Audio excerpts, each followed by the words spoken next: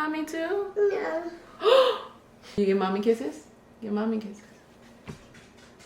Thank you. Can we have big hug? Big hugs. Come on. Mwah. I love you.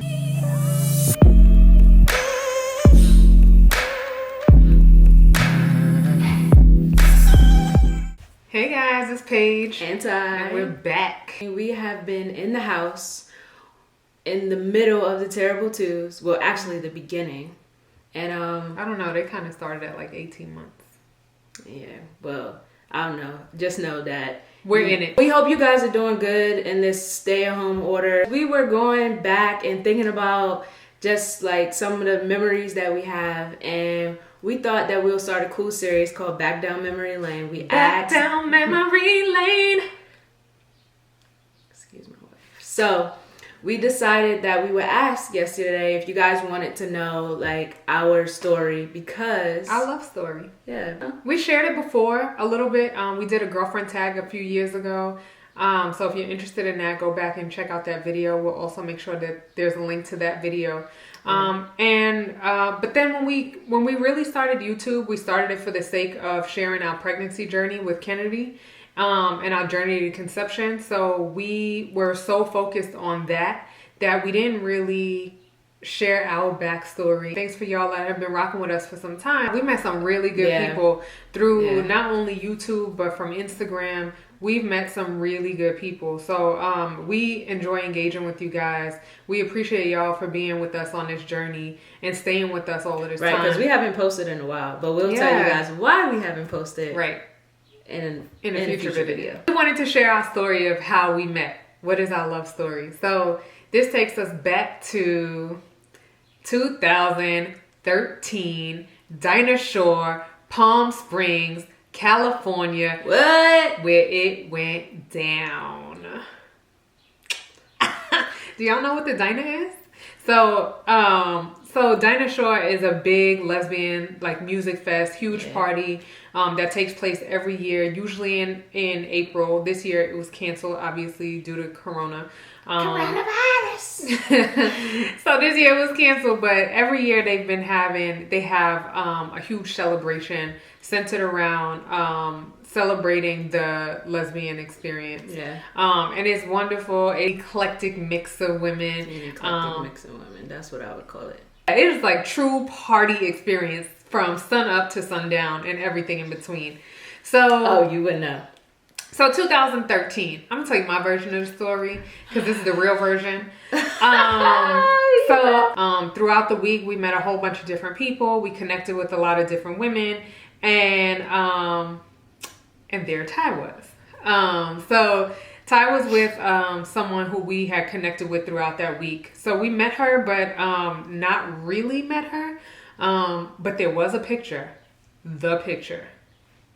We're going to insert that picture right here. You got the picture? Yes! Well, you going to find it. I'm going to find it somewhere. But so there was a picture that was taken of Tai and my friend. And Tai said that she doesn't remember meeting me there. But I was like, well, who took the picture? And she was like, oh. I didn't say I didn't remember meeting you there. I said that I don't remember seeing you after we were introduced. Whatever. Because you claimed that I came up to you and asked you a question and all this other stuff. So this is my story. So I'm going to continue my story. Listen. So anyway. I don't have a story. I was okay. highly intoxicated the whole weekend. We both were. Everybody was. I mean, that's how Dinah works. So we had a good time that weekend. We met a lot of people. I met Tai. We didn't really spend any time together. She was cute. Not really my type. She was more on the aggressive looking side, not her aggressive type. In nature. I don't mind aggressive in personality, but she was more tomboyish than I preferred at that time. Just wasn't my type. She was really cute. She was tall. She was fun. She seemed to have a good time when we went out. She was checking out my dancing. Yeah, she was dancing. She was like skipping around and stuff. She's a good dancer. She does this thing. I do not do that. No, I don't. So anyway, we had a great time that weekend, but we weren't really interested in each other. So Dinah ended. I went back home to New York. The very next day, I had a work trip out to LA. And I reached out to one of the girls that I met out there, and told her that I wanted to link up. Like, we had just met at Dinah, everything was fresh. Like, come on, let's go meet. I wasn't interested in her at all. It was just like a meet to hang out type of thing. Also, there was a caveat to that because I lost my phone while at one of the Dinah pool parties. So I put it on the side of my bikini, but you know, there was only like a string there. In my drunken stupor, my phone fell out of the little string because, you know, my hip's a little thick or whatever. So I lost my phone. And so it pinged at the time. It pinged out in LA. And not too far from where I was staying. So she came to pick me up from my hotel. She had Tai with her. So that was when we were first formally introduced, not drunk, sober. So that's when we were formally introduced, and we went to go find my phone. We had gone like knocking on his door to try to find my phone. We never found it. The girls were probably lying about it, but they said they didn't have my phone at the address that it pinged at. So the good thing, the silver lining of that story was that I got to spend the night with Tai. We went to a place called Baja Sharkies, I think it was, in Hermosa Beach, and we had a good time that night. We just went for some drinks. It was Taco Tuesday. We had a good time, and from there we kind of like exchanged information, and we kept in touch. She can tell her side of the story. Woo, girl, because I was waiting. We were introduced. I do have small memories of seeing you throughout the weekend. But fast forward, we were, like I said, we were introduced. We didn't exchange information. We barely spoke. And then fast forward to the day after Dinah. I was really tired, but the former acquaintance was like, hey, do you want to go out? I'm going to go pick up Paige. You remember Paige from Dinah? And I'm like, not really. But anyway, so we went to go pick her up. And when she got to the car to get in the car, I was like, oh yeah, I remember her. We went to Baja Sharkies, and I'm just chilling. Like, if anybody knows me, they know that I'm very reserved. She was messing with me the entire night. I found it amusing and intriguing that she was so quiet and reserved. And we were in this like loud setting. I mean, there were people dancing on the bar. There were shots flying everywhere. Like, no, not shots, but like shots. So there was like shots flying everywhere. We were taking, you know, we were drinking, we were having a good time. The music was good, and she was just kind of sitting at the bar like. So I was messing with her, you know. I was like feeling up on her leg, like squeezing her thigh. I was like, if she touched my leg one more time, we go together. She don't know what I was thinking because I wasn't saying anything. I was just observing. That's just what I do. And so, anyways, after that, we didn't exchange information. You know, you gave me a Facebook because I said I wanted to go to New York Pride. And she hit me with okay, we'll keep in touch. Here's my Facebook. So we didn't speak after that. Maybe a couple weeks. It had to be like 2 weeks later. I hit her up and was like, hey, I'm thinking about coming out there for Pride. And she was like, oh yeah, you can come. You can stay with me. You knew what you was doing. So after that conversation, she gave me her number. And when she gave me her number, we continued to text. And it's really kind of like history from there. But I will say this. By the time I got out there for Pride, it was on and popping. It was on and popping. So we met in April. Oh, you visited me in between that. Yeah, right? I had a couple of work trips out there in between. So so we saw each other a couple of times. We met in April. Your birthday was in May. I came out there. I did a surprise trip for her birthday. She did. Let me tell y'all what it was. I was in class, and she was like, can you leave class real quick? And I was like, yeah, I can. So I left class, and she was like, I got a surprise for you. And I was like, what? And she was like, I got on a trip out there. It's just overnight for your birthday. And I was like, so I went out there. We went out. Yeah, I know what she was planning. We went out there. I went out there. We had dinner. We stayed together that night. She stayed with me in my hotel room. And then we kept in touch after that. And then New York Pride was the end of June. So by the time she came, we had almost been speaking on like a daily basis at that point. Yeah. She came out there and stayed for like a week, maybe? Yeah, it was a week. You stayed for a week. And then we continued talk. We had a really good time. We went out almost like every single night. I really wanted to show her a good time while she was out there. It was her first time in New York, so we went. Really? We went somewhere everywhere. I mean, we were going to museums. We went out to clubs. We went to bars. She met my friends. Was that? Yeah, I did. Mm-hmm. Yeah. So we had like popping weekend. We were like running nonstop for a week, and then she showed me a good time. She showed me the city. Yeah, so then she wanted more, obviously, because she had such a good time.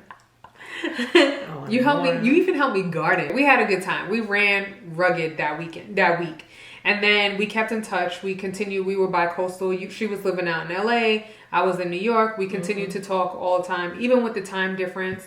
I was working like a midnight shift at work, which kind of worked out for us time wise. So we ended up talking a lot, and then. September came, it was my birthday, and I wanted to take a trip up to Toronto in Canada. So she said that she had never been out of the country outside of the military. We ended up taking a trip to Toronto with my cousin and my sister, who are my two best friends. So I met the fam bam. So she met the real close fam bam. And then we spent some time out in Toronto. And then after that, when we came back, she stayed with me for like another 2 weeks. So we were together for like 3 weeks, which is like, I was like, if she makes it through these 3 weeks, this is something, because I get tired of people real fast. So everything was great. We had a good time, and from there it was like on and popping, and we continued to date bicoastal. Tai ended up moving from California to the East Coast in like October or November of that year. So between April and October, November, we were bicoastal. She moved to the East Coast and then finally moved to New York that December. That December. And we didn't live together. We lived separate. I was living out in Queens. I had a house out in Queens, and she was she had a place in Brooklyn. She lived out there, and we were together all of the time, and it almost made no sense to continue having this relationship where she was paying rent and I was paying a mortgage. So after another like 9 months. Yeah, another 9 months or so, she ended up moving out to Queens, and we lived together out there. We lived in Queens for what year was that? That was Oh, I'm sorry, I skipped a big part. Okay, fast forward. She moved in December, January 1st, 2014. Oh yeah. When the ball dropped, I asked this lovely cutie to be my booty for life. Whoa.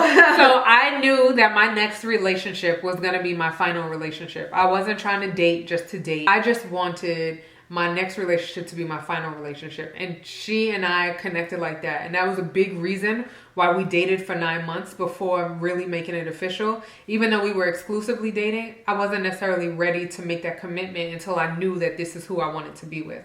So on January 1st, 2014, I asked her to be officially my lady.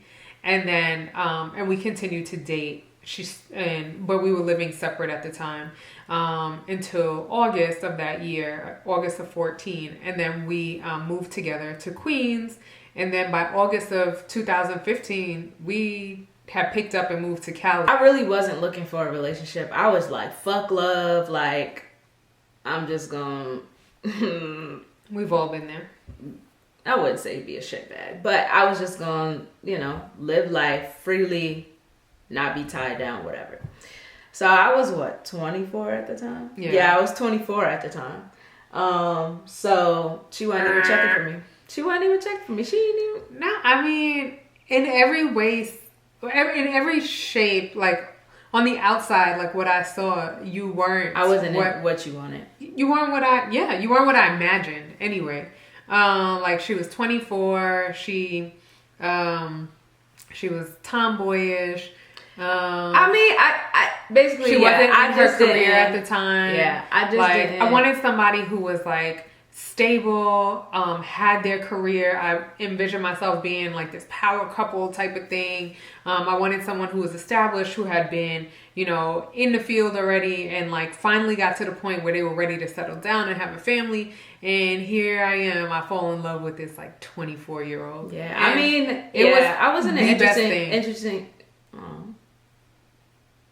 I was at an interesting place in life. Like I said, at that point I just out of relationship. I just got out of the military after 6 years, so I was really like a free bird, just like spreading my wings. And so I definitely was not looking for you. Right. We weren't checking for each other. No, we were not checking for each other at all. And it's just funny just how things happen. And I knew that we will probably do a video on how we knew that, you know, this was something special and that you were the one. But I think that being bicoastal, I will end this by saying being bicoastal meant a lot to me, because we were able to maintain conversation. Like, conversation is huge for me. Right. I like to be intellectually stimulated, and that was what really like caught me. And we were on different coasts. You worked nights, but we still found the time to for each other. We made time for each other. Right. And I think that without even saying it, the feeling of that was just like amazing, you know? It's just things that we had to do. Like, right. When I woke up, you know, to get my day started, she was asleep because she worked nights. So it was like sending her a text, so she woke up to a text, and vice versa. And things were just clicking and just happening that, right. We just knew, like, everything was very organic. It was very natural. It just felt like two puzzle pieces that just like kind of like fit. Yeah. So that's our story. Here we are. And here we are. We talk about it all the time. This is kind of what sparked this. Like, did you ever think like that we would be here as individuals and then as a couple? Like, it just, no. But we're here, and it's been an amazing ride. We're not perfect by any means, no. But we have really good communication. We talk a lot. We have a good time. We respect each other's boundaries. I don't know. We work really well together. It just works. It just works. Now over 7 years, mm-hmm. Of course, we've had, you know, things and hiccups, and we've gone through things, and we've grown. We have individual healing of our own to do, and right. We've been brought up very differently, raised very differently, and had to adjust to many things. For example, when I moved with Paige had never lived with anyone, and I have, and she was just in her own world, things her way, and it was an adjustment, but we did it. Yeah, we made it work. We still doing it, because let me tell you something, especially with, she didn't make her way down here. No, I wonder if she's asleep. Probably not. And it's always going to be work. It's always going to be work. Yeah. It's always going to be effort. We're forever changing as human beings. Growing, evolving. Exactly. Yeah, so that's our story. I hope that you guys enjoyed it. If you have any questions, make sure you leave it in the comments below. We'll be sure to answer those questions. We will. For an hour after this video, we are going to be answering all questions, responding to all the comments here and on Instagram. Right. So, follow us both places. We'll continue to interact with you guys. If you like this video, if you like our story, make sure to give it a thumbs up. And we'll continue posting. Like, subscribe, and click that notification bell, and share. Yep. And we are coming out with more content, especially back down memory lane. Like, this is cool. Yeah, we're going to share some stories with you guys about our travels. We have some really funny stories from our travels that we want to share with y'all. So we're going to share some things from the past 7 years, more particularly focused on the period before Kenny got here. Yeah. So you guys can learn us a little bit more. All right, and until next time, peace.